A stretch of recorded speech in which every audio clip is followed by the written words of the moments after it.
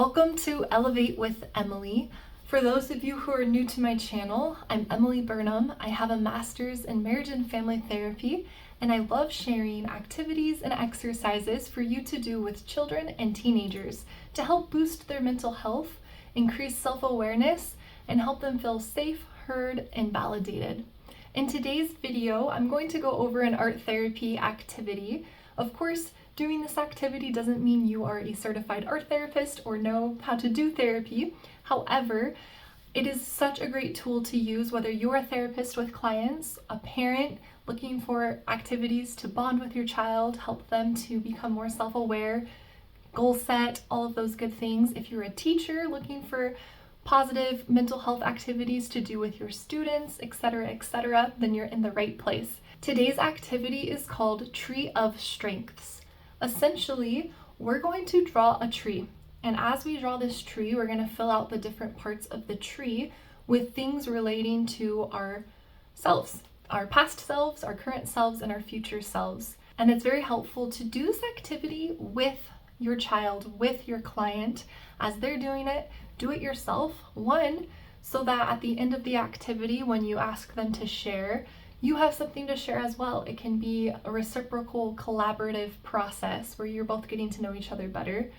And two, it gives you something to do so that you aren't just awkwardly sitting there watching them, but you're engaged with them. They don't feel like they're being watched or observed. It's something you're both doing together. And three, you really do learn a lot about yourself as you do these activities. Sometimes it seems silly. You're already an adult. You already have life figured out, maybe not, who knows, but as you do these activities, you'll be surprised by the self-reflection, the discovery of new things you learn about yourself, desires you have, and goals that you have. So all you need to complete this activity is a piece of paper, some colored pencils, and a pen or a pencil for writing. The first step is to have the child draw a line. That will be the ground. And then underneath the ground, you're going to be drawing some roots down into the ground. And each of those roots is going to represent something from their past that has shaped them into who they are now. And depending on the age of the child, you'll have to adapt the questions. If you're doing this with young adults, great. You don't have to really worry about how you word it. But with teenagers, and especially with young children, sometimes a lot of these concepts can be very abstract and don't make a lot of sense, and so you have to give them examples or state it in a more simple way. But you can invite them in those roots.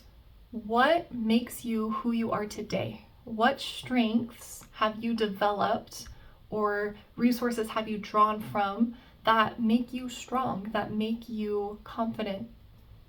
And for a kid, you might simply just ask, what helps you feel strong? And it's important to know, as you're going through this activity, wait till the very end to explore each section. So just have them do that part and then move on to the next part. And then at the end of the activity, we can go through each of it together and see how it all connects. So next, you're going to have them draw the trunk of the tree. In the trunk, you're going to have them write down things about who you are right now. For example, you can write your name in there. You are Emily. Well, I'm Emily.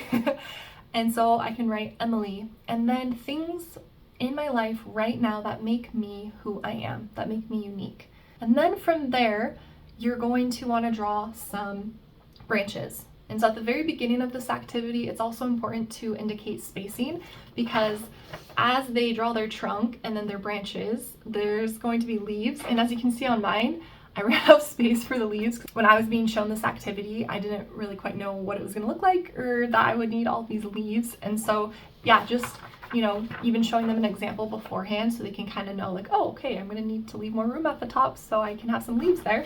Within those branches, I want you to write down some goals that you have. And these goals can be short-term, long-term, simple, complex, but what do you hope to achieve in the next month, in the next year, in the next 10 years? By the end of your life, what do you hope to have done? What are some goals? And so then again, take some time as they reflect, as they ponder, as they write, and you can gauge with your one client or your one child or your multiple children or your classroom of children, you can kind of monitor and see where they're at with that, and you want to move at a good pacing to where they're not super behind, scrambling to try to write up some answers because you're already moving ahead, but also you don't want to be so slow that they finished and now they're twiddling their thumbs, wanting to go on their phone, or just completely distracted because it's going a little bit too slow for them. So it's important to note the pacing. But then after they've drawn those branches, have them add leaves. Let them know that they're going to be writing inside of the leaves, or they can draw little like lines or arrows down from each leaf to write, or they can draw one big greenery around it and then write within that. In each of the leaves, you're going to have them write the names of people who would support them in achieving their goals.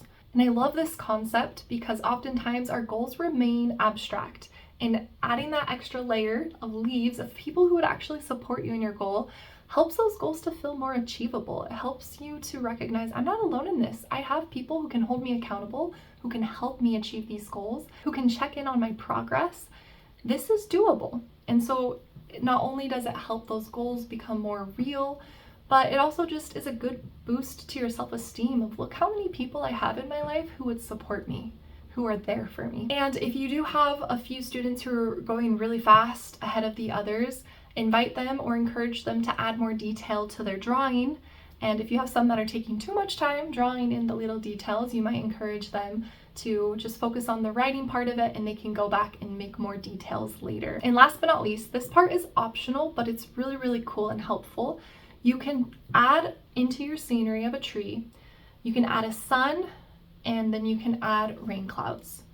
And so your sun would be in the top right corner, and you would simply ask them, what do you need to grow? What do you need to flourish? And this helps them think of self-care principles, different things that they need.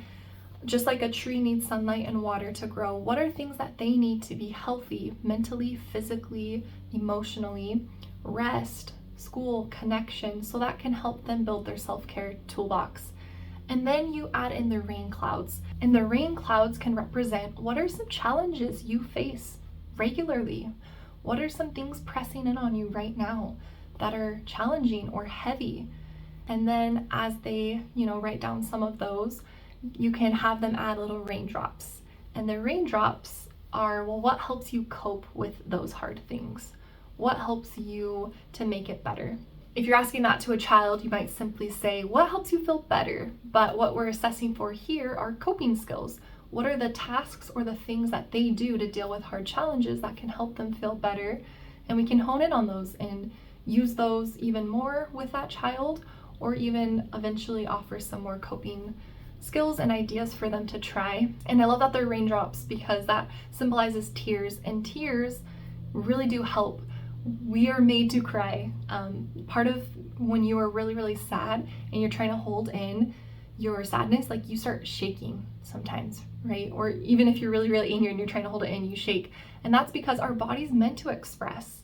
It's not meant to keep it all inside. And so crying can really help children to feel better. And so bringing that up can be a way to normalize crying, especially in boys. When you have completed your drawing, you can then invite them to share. If they are a little bit hesitant to share, you can offer to go first. You can offer, say, hey, how about I share with you? And as you share and you open up and you're vulnerable first, you're modeling that example to them of, this is what it looks like to be vulnerable, to be brave, to share what's in my mind and my heart. That can help them to open up a little bit and reciprocate and then share themselves. And if they are completely against sharing, that's okay. At the end of the day, they went through the process inside of thinking of these things, discovering these things, experiencing these things, and that is therapeutic in and of itself. That is helpful. But you should highly encourage sharing. As they go through the completed activity with you, and you ask them, so what did you put for the roots? What did you put for the trunk? It's a great opportunity to actively listen, to ask follow-up questions that can invite them to dig a little deeper, and to validate and to show amazement or excitement about some of the things that they've put, or to point out, oh, this is another strength that I've noticed in you. Have you ever thought of that? Maybe we could add that to the tree. And after they've gone through each of the parts of this activity, you can ask some overall reflective questions, such as, how did you feel as you did this activity? What did you notice inside with your emotions or your thoughts? What did you learn about yourself? And that is it for this Tree of Strengths art therapy activity. I hope that you found it helpful, and let me know how it goes in the comments below, and share other art therapy or art projects that you've done with kids. I'd love to hear about those, and I will see you in the next video.